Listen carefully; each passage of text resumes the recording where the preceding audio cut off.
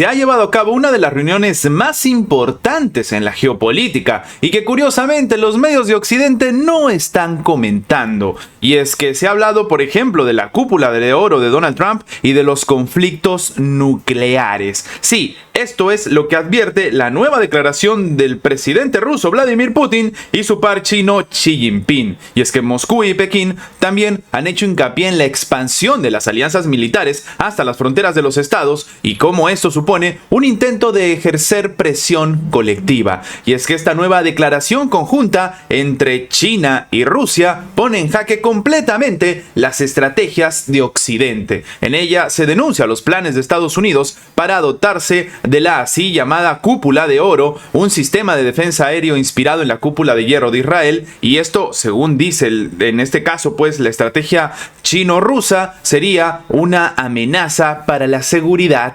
mundial.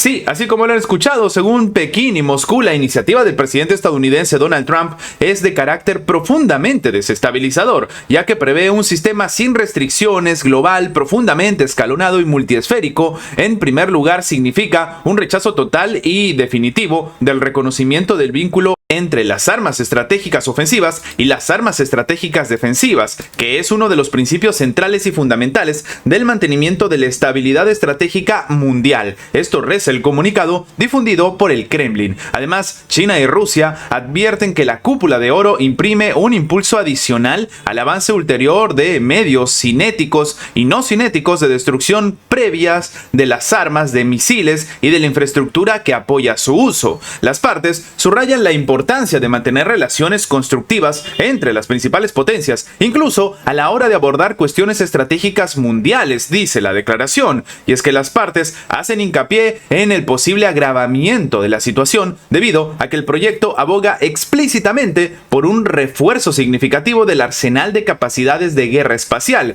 incluido el desarrollo y el despliegue de sistemas de interceptación en órbita, convirtiendo el espacio exterior en un entorno armamentístico y en un escenario de confrontación armada. En este contexto, ambos países reiteran que su posición en este momento es en contra de la militarización del espacio y reafirman la necesidad de iniciar lo antes posible negociaciones sobre el marco legal de regulación en esta esfera sobre el proyecto del Tratado Ruso-Chino. En mayo del año pasado, el Consejo de Seguridad de las Naciones Unidas no logró un consenso para adoptar un proyecto de resolución propuesto por Rusia sobre la prevención de una carrera armamentística en el espacio exterior, porque aparentemente este es el futuro y todos están viendo cómo tienen que armarse incluso en otro lugar del mundo, en este caso, como hemos dicho, el espacio exterior. De hecho, en la declaración conjunta, Moscú y Pekín también han avisado del riesgo creciente del conflicto nuclear, ya no solamente del tema del espacio exterior. De hecho, esto en medio de la agudización de las relaciones entre los estados poseedores de armas nucleares, en las que en algunos casos se ha llegado a amenazar con una confrontación militar directa.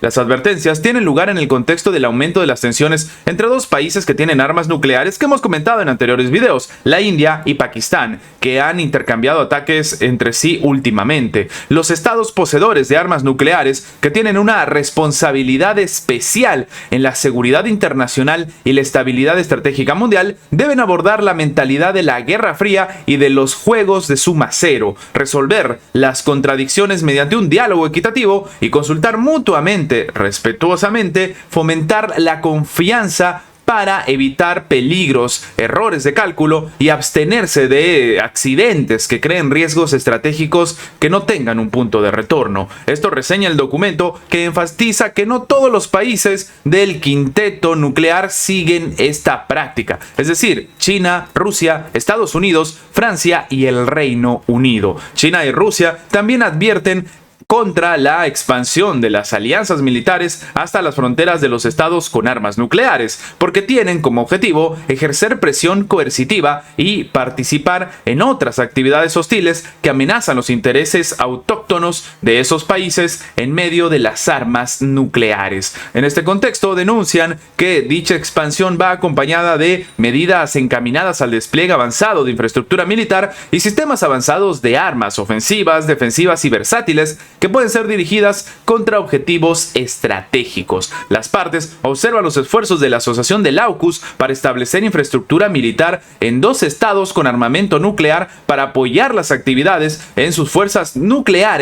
en territorios de un país que es parte del Tratado sobre la Zona Desnuclearizada del Pacífico Sur, es decir, Australia. Socavan la estabilidad estratégica y provocan una carrera armamentística en la región, reza la declaración conjunta, en la cual vemos que no solamente se ha hablado de los problemas o los riesgos geopolíticos que en este momento atraviesa Rusia, sino también China, y curiosamente en todos está envuelto Estados Unidos.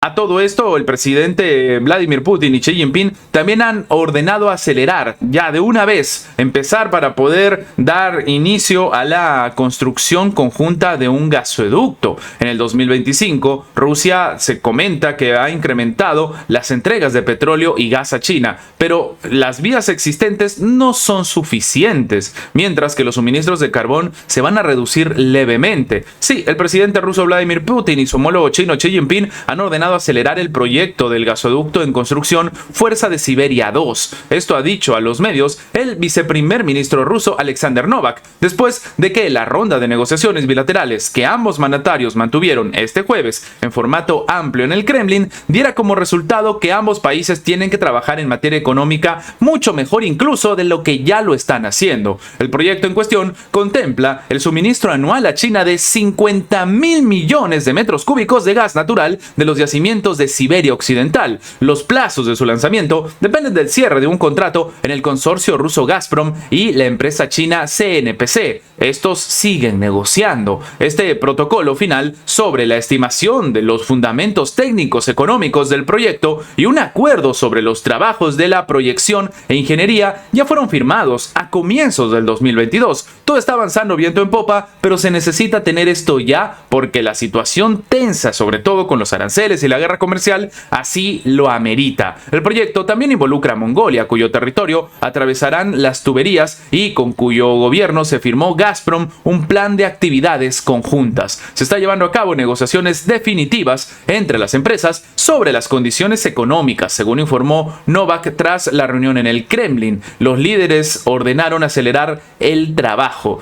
Terminó añadiendo, en un escenario que, como hemos comentado, es bastante importante y sería una suerte de respuesta a la situación que se está viviendo en este momento dentro de Estados Unidos y China. En el 2025, Rusia va a incrementar entonces la entrega tanto de petróleo como de gas a China, algo que previamente el propio gobierno chino ha intentado hacer con, por ejemplo, Canadá, pero es un país con el que tiene rencillas y pugnas geopolíticas también. El gasoducto Fuerza de Siberia, la mayor red de transportes de gas en el lejano oriente ruso, exporta el gas de los yacimientos de Yakutia y la provincia de Irkutsk a China, pero como hemos comentado, atraviesa Mongolia.